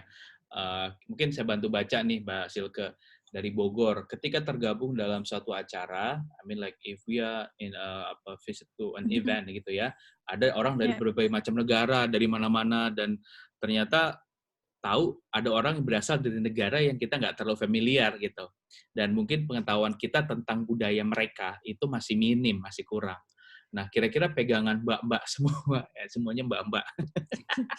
Mungkin ini dari Mbak Silke, Karin, dan Mira bisa nanti sharing juga singkat apa yang harus dilakukan gitu. Karena misalnya harus spontan, biasanya banyak teman-teman yang ngerasa takut menyinggung, takut salah.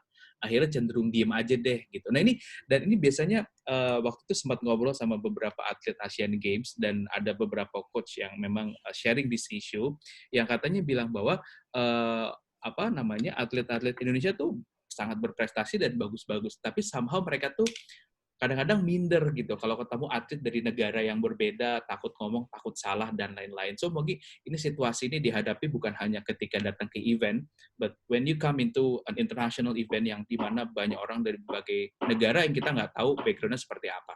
Mungkin Mbak Silke bisa kasih insight, lalu dilengkapi Karin dan Mira. Silakan, singkat aja.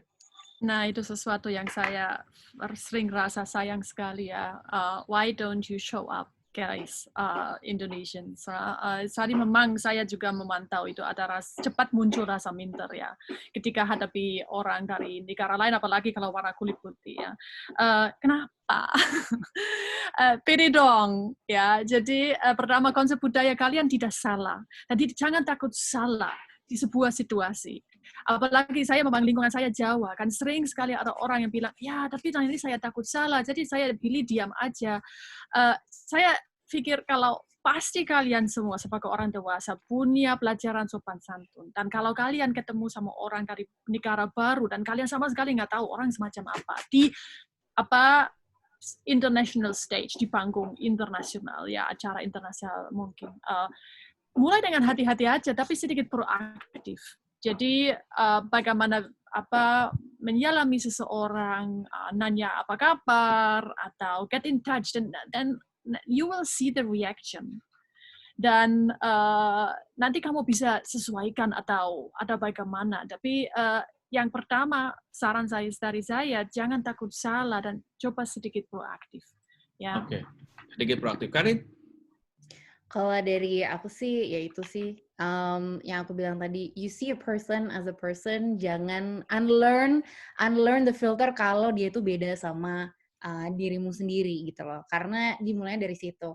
You are there for a reason and you are there. Kalau itu memang dalam sebuah acara, berarti kan itu pasti itu ada purpose-nya kan.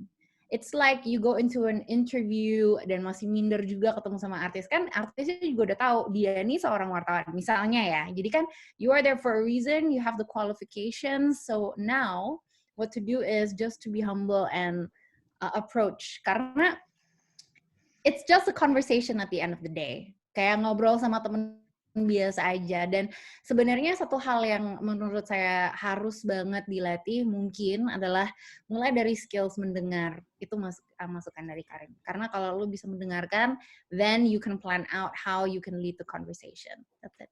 Okay, great. Mira, thank you Karin. Kayaknya salah satu kunci adalah komunikasi saja gitu. Dalam hal it's better in some senses to over communicate, dalam hal kita coba ngobrol terus kalau misalnya sampai kita ada kesalahpahaman sedikit gitu, kayak ada istilahnya ada gesture dari yang kita tahu adalah itu misalnya sopan tapi di mereka enggak, terus lebih baik diverbalisasi aja apapun yang menjadi hal kok jadi ada canggungnya gitu. Jadi kalau misalnya kita melakukan nggak tahu entah misalnya handshake-nya dari budaya kita adalah ya handshake yang seperti ini biasa, terus dari mereka nggak biasa dengan handshake seperti itu, misalnya seperti ini terus mereka ngelihat atau contoh yang bagus tuh kayak Sun gitu ya. Jadi kayak misalnya orang yang kiss 2 kali, kiss 3 kali terus entah gimana. So awkward.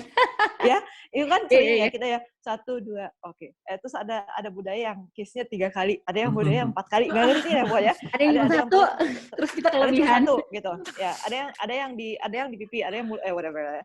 Tapi pokoknya intinya kita misalnya kita mau Sun 2 kali, yang dia 3 gitu. Terus ya udah akhirnya ini kenapa ya gitu, dibahas aja gitu. Seolah-olah nggak ada yang weird gitu. So you just saya taunya kita di sini memang untuk Sun 2 kali gitu. Di kami itu 3 kali karena misalnya it brings luck atau apa kayak gitu-gitu. Jadi dengan kita punya istilahnya pengalaman yang awkward, kita juga bisa belajar gitu dan nggak perlu malu dalam hal tersebut. Ya kalau bisa ya semuanya dikomunikasikan aja.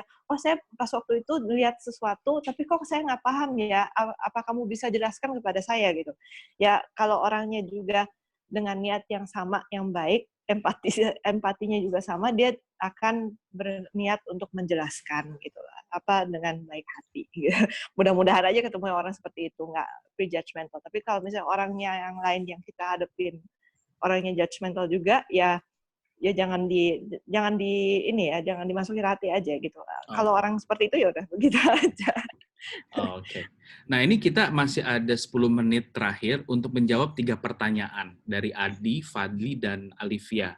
Nah, mungkin singkat-singkat aja, kalau boleh dibantu jawab dari Basil, Karin, dan Mira. Mulai dari Adi, pengalaman buruk atau negatif yang pernah dialami dan ingat sampai sekarang. Nah, terus dari Fadli dari Fadli sekalian.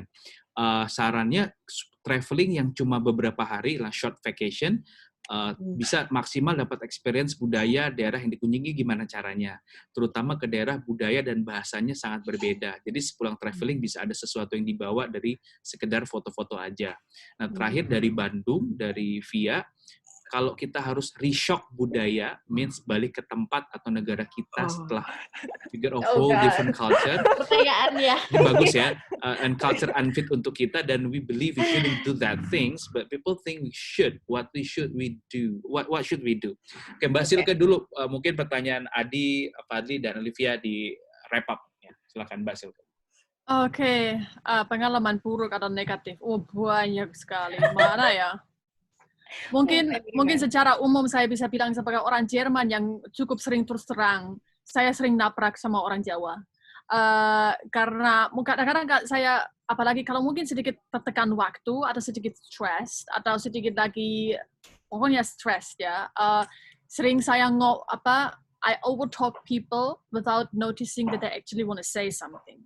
Karena orang Jawa cenderung diam, sabar, ya. Saya nggak sadar. Itu menurut saya itu sebuah pengalaman buruk karena memang saya dalam situasi itu tidak mampu melihat orangnya yang mau bilang sesuatu. Sebagai intercultural expert, I shouldn't say that it happens to me, but it happens to me very often. So it's, intercultural intelligence is something you never stop developing it. You develop it, and it's also my biggest task every day also in a cross-cultural marriage. And to Fadli, pertanyaan bagus banget. Bagaimana bisa dapat lebih banyak pengalaman budaya dari daerah yang dikunjungi? Jangan cuma duduk di hotel, atau jangan bergaul sama traveler yang lain, tapi go to the warung, pergi ke warung dan ngomong sama orang penduduk sana. Ngomong sama orang yang tinggal di sana dengan sangat ramah, dengan terbuka. Saya yakin semua orang Indonesia punya skill cukup baik untuk connect ke orang lain. Tapi don't stay in the traveler's bubble. Ini sering terjadi sama orang bule di Bali. Ya, semua mau ke Bali, tapi gak ada orang pun yang tahu bagaimana budaya asli Bali bagaimana, karena they stay in the yoga, vegan, Ubud bubble. And which is probably exciting to have a great holiday, but ini nggak buat kamu lebih fleksibel, dengan mengenai behavior kamu atau pikiran kamu. Dan throw yourself into real experience with ordinary people, dan dari situ kamu dapat pengalaman yang cukup banyak. Dan secara otomatis nanti see what happens. It will happen something to you, and keep it aware. Okay. And Alivia, dan shouldn't do things, but people think we should. What would we do? Sebenarnya yang saya mungkin nggak tahu apakah menjawab pertanyaan ini, tapi salah satu hal yang saya sering pakai untuk menjelaskan masalah budaya, cocok dengan satu tempat atau enggak, itu baru saja saya bilang fleksibilitas. Ya, kalau kita mungkin tujuan untuk kita jadi orang sedikit global, sedikit internasional, kita jadi fleksibel. Maksudnya, kamu jangan lupa budaya aslimu. Mungkin kamu cara bergaul sama kakek nenek, sama keluarga besar, tapi kamu tetap pertahankan itu. Tapi kamu jadi lebih fleksibel sesuai situasi atau orang yang kamu ketemu atau challenge yang kamu hadapi untuk menyesuaikan sikapmu. Jadi seperti kamu jangan cuma punya satu program budaya, tapi kamu punya banyak. Dan kamu nambah terus. Jadi kamu jadi fleksibel dalam konsep pengertian atau sikap kamu, dan juga kamu lebih gampang nanti switch di antara Indonesia atau kamu ke Australia. itu sesuatu yang something that happened to me. Pertama saya pikir, saya di Jerman, saya dengan Jerman, nanti saya susah untuk ke Indonesia, tapi lama-lama nanti kamu lebih gampang untuk switch ya. Jadi kamu di luar negeri mana itu bisa jadi lebih fleksibel dan see it like a flexibility and agility dan keep it aware ya. Itu saran dari saya. Silakan mbak-mbak yang lain mau nambah apa? Actually, the all three questions is very applicable to me. Kalau yang pertama, I think I've mentioned it before. Hal yang paling sulit yang pernah dilalui adalah it's racism and a lot of bullying. Orang yang nggak bisa menerima kebudayaan baru atau orang-orang yang berbeda biasanya sangat tertutup dan itu sebenarnya sangat disayangkan. Gitu. Bukan berarti dan ini menjawab pertanyaannya Olivia. Because I have to reshock myself every time I come back home, and this is the longest I've ever lived in Indonesia, almost 9 years now. Dan jujur, dan jujur, you don't have to. Kalau what you need to remember is that you've learned so many different things, and those are what makes you special now. Dan kalau orang lain belum bisa menghargai, ya kitanya aja yang harus bisa ikhlas kalau orang belum bisa menerima gitu. And it takes a lot of maturity, it takes a lot of empathy, but it happens. And that's always difficult di saat kita di lingkungan yang belum tentu cocok sama kita, tapi that's how you test yourself if you can adapt and be flexible, kata Silke, or not. Nah, kalau untuk Fadli, tambahanku adalah don't focus so much on social media posting, but try what those people really love. Aku benar-benar pernah jalan sama satu kelompok, karena aku kan banyak kesenian, banyak tur budaya ya kalau aku nari di luar negeri gitu-gitu sama anak-anak sanggarku. And we went to beautiful Morocco, and Morocco tuh makanannya enak banget, aku suka banget sama kuskusnya, dan di sana kan alhamdulillah kebanyakan halal juga kan, sebenarnya nggak ada masalah gitu dengan makanannya. Tapi yang dicari sama mereka tetap aja nasi dan makanan Padang. Jadi itu satu hal yang kalau bisa get out of your comfort zone. Forget anything that makes you comfortable and try different things selama itu masih ya sesuai dalam kapasitas yang negotiable gitu. Karena itu dimulai dari situ. If you believe that food kayak apa sih, a lot of movies talk about food is the way to people's hearts, and that is so true. Try the food first. Karena itu biasanya challenge terbesar orang Indonesia, nggak bisa tanpa nasi, harus ada nasi, pagi, siang, malam, and you know how ridiculous that sounds sometimes gitu. Jadi kayak you are in Morocco, it's a beautiful place, there are beautiful markets, makanannya enak, buahnya seger-seger, yang lu cari masih beras dan nasi dan telur ceplok akhirnya mereka makan gitu loh. So I think it is, I hope I'm not offending anybody, but if you really want to get more culture out of a few days stay, then get out of your comfort zone and get out of social media. Di postnya late post aja, nanti aja kalau udah pulang kalau bisa gitu, karena lo akan distracted gitu loh. Just take the time to breathe in the air, because then you will see so many different things. Good insight, Karin. Thank you. Mira, silakan. Oke, pengalaman buruk sama seperti Silke, I have to admit there are some awkward moments di mana ke-Indonesiaanku take over dan aku nggak berani untuk ngomong sama orang lain gitu. Misalnya at one conference, someone was just talking to me and saya juga lupa dari mana gitu, dari salah satu negara Afrika kalau nggak salah. Terus misalnya ada satu pertanyaan, terus akhirnya nggak nyambung. Halo, kedengeran kah? Ya. Jelas kedengeran, aman. Ya, kalau terus nggak nyambung, akhirnya saya ngilang. Awkward, jadi awkward in the sense of saya nggak bisa ngelanjutin obrolannya. Tapi ya it comes with latihan gitu. Lama-lama kita juga nggak merasa awkward karena kita pertama kalinya mungkin nggak tahu mau ngomong apa. Jadi salah satunya adalah membangun pedean, self concept, and then just talk a little bit more, have more small talk material, mungkin itu akan membantu juga. Kalau untuk pertanyaan Fadli, aku rasa since also I'm a big fan of languages, dan teman-teman yang dari Polyglot Indonesia kemungkinan besar juga akan mendukung hal seperti ini, karena aku tahu ada beberapa yang melakukan, kalau misalnya untuk mau traveling, coba walaupun untuk beberapa hari, pelajari sedikit banyak beberapa ekspresi tentang dari bahasa setempat gitu. Jadi supaya pada saat kita misalnya beli sesuatu di toko atau apa, kita bisa menggunakan bahasa tersebut dan kita juga mendapatkan kayak sambutan yang luar biasa yang lebih enak, dan itu juga memancing conversation dengan orang lokal gitu ya. Mereka akan nanti bertanya, oh kamu dari mana? Kok kamu bisa gitu? Terus ya udah, just let the flow go, and then kita juga punya interaksi dengan itu. If you can make a selfie with them later, atau even mau nge-vlog dengan mereka, kalau misalnya jadi mau pede, ya silahkan gitu kan.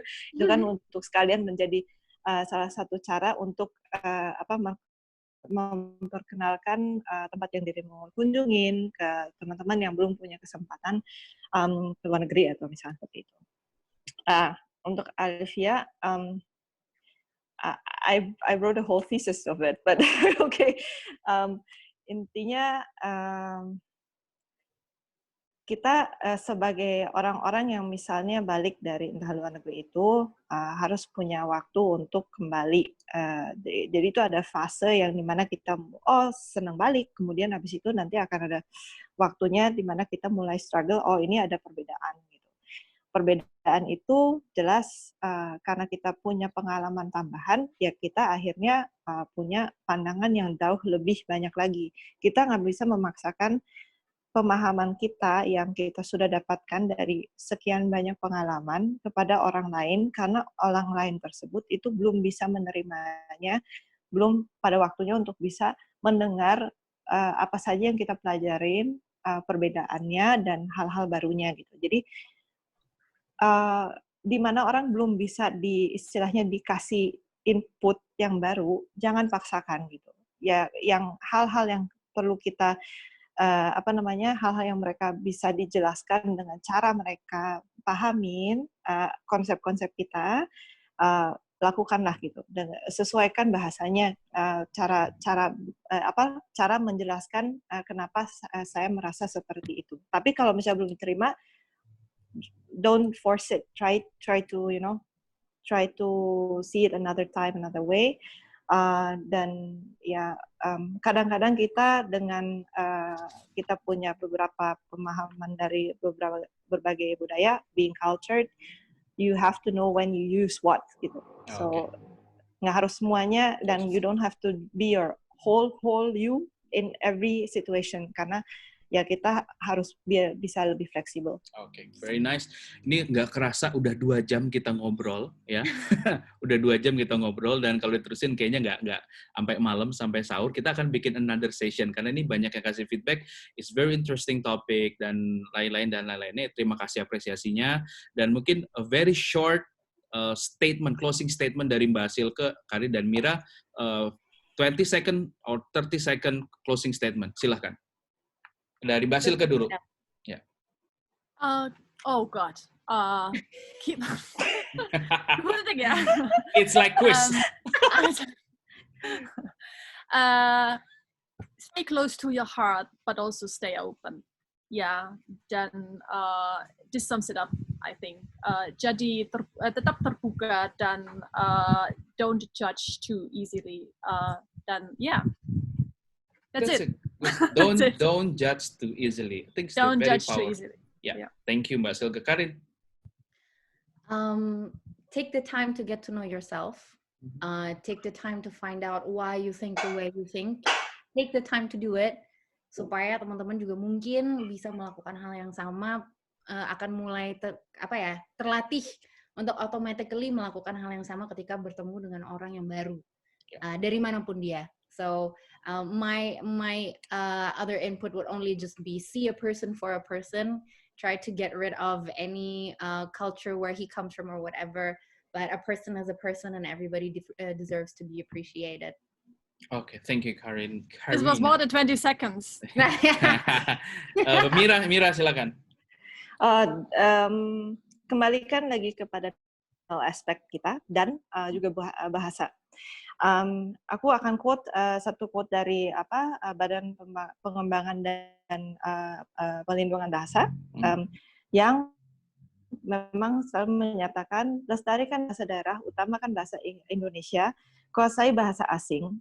Saya tambahkan satu, pahami budaya asing juga, supaya kita bisa menyampaikan mau itu budaya kita, mau itu pemahaman kita, dan kita juga bisa mendapatkan pemahaman kita untuk kita bisa kembalikan kepada teman-teman di Indonesia gitu. Jadi that means you have to be aware of yourself, seperti yang dibilang, dan selalu terbuka dengan empati.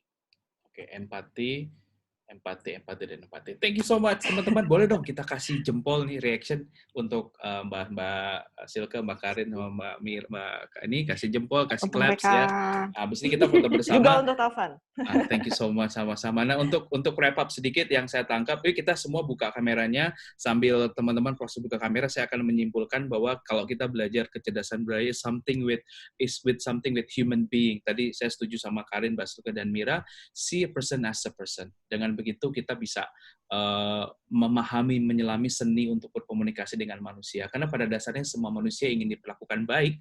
Jadi proses menyelami kebaikan itu butuh seni dan butuh proses. Jadi kita akan ngobrol dan bikin sesi lagi soal ini. Thank you so much untuk teman-teman. Buka kameranya, kita foto. Saya mau e-photo session untuk Septian, Okta, Arlivia, Putra, dan Ola, Destiny, Della, Putra. Mungkin bisa dibuka kameranya. Kita foto session. Oke, ya. Wah, sambil ngabuburit nih. Semua, iya dong. Wah, ada sebagian kaum rebahan ya, kaum jongkok, kaum berdiri, campur jadi satu. Okta, Putra, sama Ola boleh dibuka kameranya. Oke ya, kita foto. Mas Hafiz nih, Hafsah Putra. Masya, Misha, bisa dibuka kameranya. Oke ya, kita foto. Oke. Della mana Della bukanya nih? Udah nggak apa-apa, Della malu-malu ya. Oke ya, kita foto.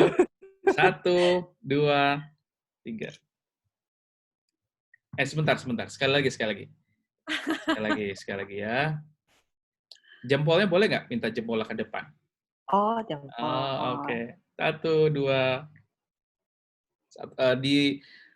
Di layer. Oh, sudah habis. Oke, thank you so much. That's the end of our conversation for this afternoon. Sekali lagi, semoga teman-teman yang hadir pada sore hari ini bisa mendapatkan banyak insight, banyak ilmu dan pemahaman tentang kecerdasan budaya. Dan Mbak Silke, Karin, dan Mira, semoga tetap semangat dan kita semua tetap sehat, semangat, optimis, tetap produktif, bisa berkarya di sela-sela pandemi. Jangan fokus ke masalah, jangan fokus ke sesuatu yang negatif, karena kita udah harus keluar dari zona ini. Kalau ibaratnya the music is already played, so let's dance together. So it's time to dance ya. Do not blame the music because the music is there. So let's dance with this. Oke, saya Taufan Akbari. Sampai jumpa. Salam berdaya, berkarya, bermakna. Assalamualaikum warahmatullahi wabarakatuh. Salam Indonesia. Mbak Silke, Mbak Karin, Mbak Mira. Sampai jumpa lagi. Thank you guys. Salam Indonesia. Thank you guys. Thank you semua. Thank you.